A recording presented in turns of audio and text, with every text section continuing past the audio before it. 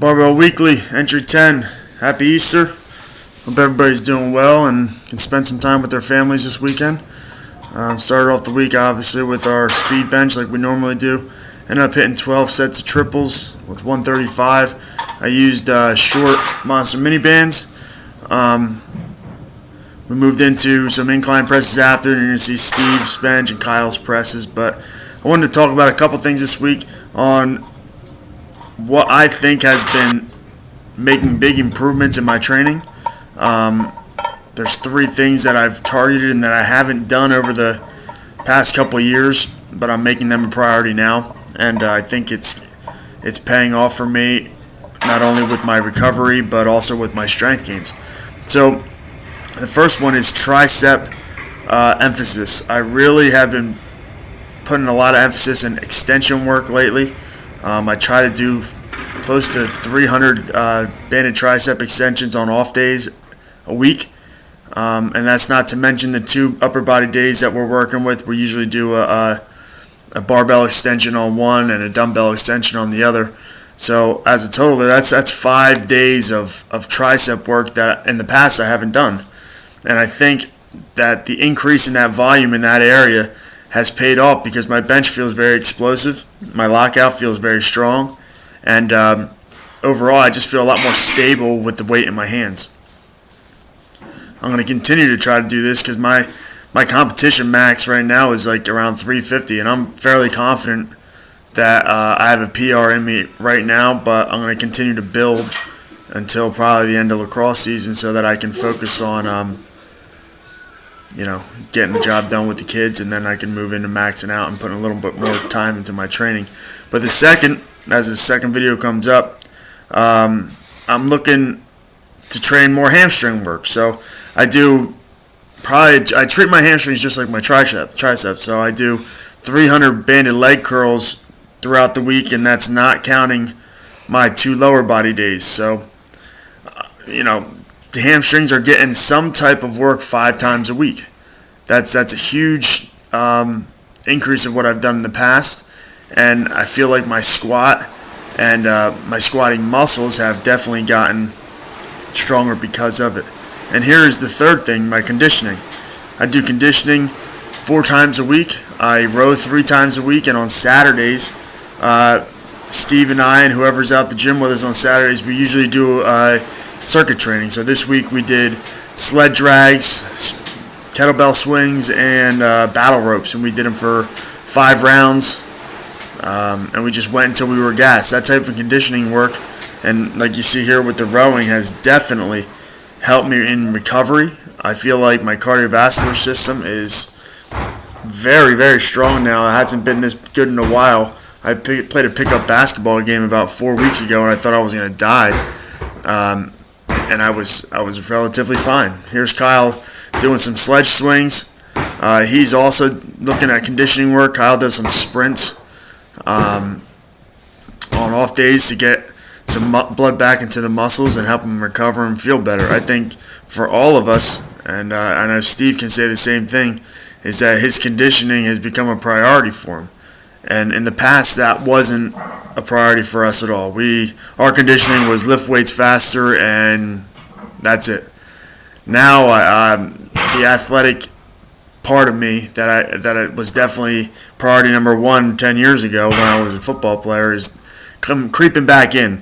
It's creeping back into my training, and I enjoy it. I feel athletic when I condition. It's another way for me to compete against other people. It's another way for me to get an exercise in or get a workout in, because not all the time does my body can't handle the heavy weights all the time, but I can handle some conditioning work every other day, or just something to keep busy, something to constantly get better at.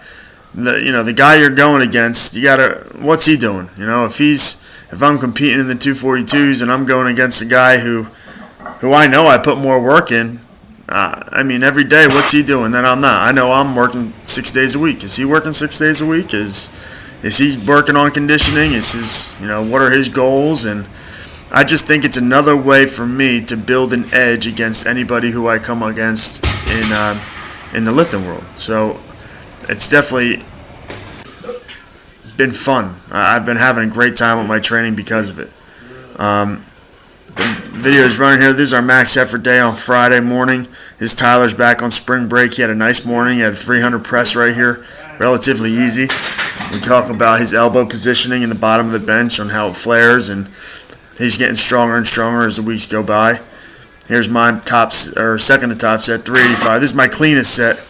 I don't know what to count this one. Tyler did touch the bar. I did grind it out. He touched it a little bit, but you know what? I was really happy with how I stayed tight and I finished through the lift. Some other highlights of this week's video were, I would say, Steve's 460 for a double. That's big for him on his deadlift day. I know he's really constant. He feels like he's a little slower off the floor, so he's going to continue to build that. Kyle's 430 for 5 with the fat bar. I think deadlifting with that fat bar is just, it's got to be hell. I'm going to go out and get one myself because the carryover is going to be huge. People don't understand how much grip plays into strength. And as you come up, we actually worked with weight releasers on Saturday. Talking about an ancient way of accommodating resistance, but what weight releasers do is they load the concentric phase of the lift. So we worked with like 25 pounds on the side, so 50 pounds total on the weight releasers, and we worked up in some bar weight. Also, you're going to see when we get going here on Saturday, Steve wore some briefs. I think Steve needs to overload his top of his movements, especially the squat where he's not as confident. And I think by him wearing briefs, we're protecting his hips and we're getting that stimulus that we want in the top end of his squat. Here's Kyle doing some barbell rows. Back thickness is huge in all types of lifting and being strong.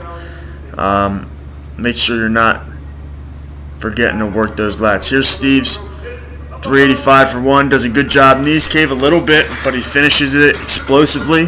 He's taking the weight out confidently, and he's sitting back. This is his first time in briefs in years. I want to say 3 years.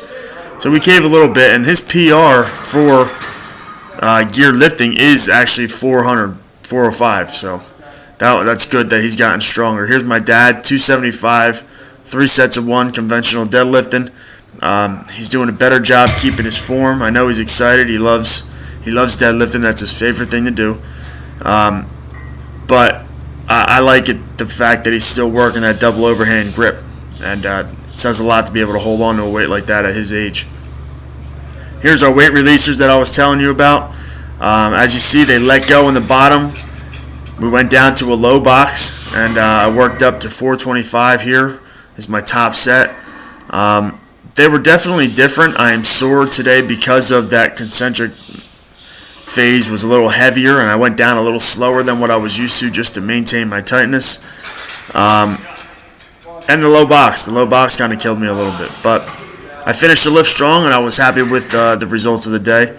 Another highlight here is, it's relatively lightweight. There's a 225s, there's a bumper and a 25 on the side. But I was happy that I had no back pain yanking on this weight. Normally when I pull that quickly, like trying to treat it like a speed pull, I might get a little tension in my back, but today everything felt good. I was very excited. I know that was lightweight, but like I said, in the past I would get little cramps, or the S1 would act up, and I had none of that. I had none of that yesterday, so this video keeps going on forever. Jeez, it's like a 10-minute video. Gotta start trimming these up. Here's 385 for 6 for Kyle on his safety squat bar day.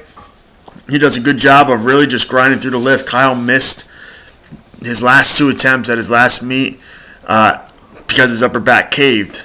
So I think these safety squat bars are building that upper back. They're building those spinal rectors, and hopefully once he transitions back to a straight bar, he can maintain that upright torso, and that upper back will have gained enough strength, and we can drive through the heavier weights at the top. He always flies out of the hole with his weights, but he failed because his upper back caved. So it was a good thing on his part to use this bar and get stronger at it.